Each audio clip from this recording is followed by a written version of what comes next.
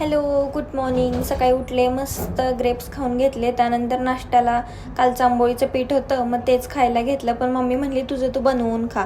So मग फटाफट बनवायला घेतलं आणि मला जमतं, म्हणजे एवढं सगळं जर करून दिलं ना प्रिपरेशन, की कांदा टोमॅटो चिरून सगळं तवा वगैरे गॅसवर ठेवून मग मी पटापट बनवून खाते. मग मला काही प्रॉब्लेम नसतो.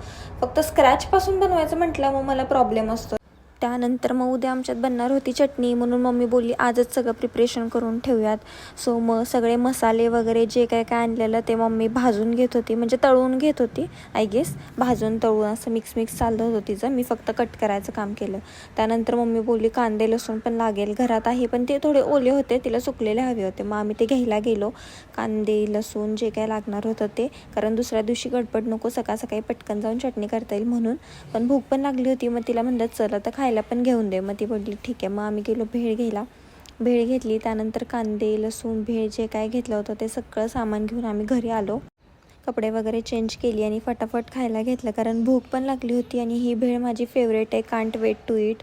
तर मी पटापट खायला घेतली आणि तुम्हाला सगळ्यांना मी आधी पण ही व्लॉगमध्ये खूप वेळा दाखवली. त्यानंतर दुपारी आणली होती कुल्फी, जी की मी खाल्लीच नव्हती आणि आठवलं मला पटकन.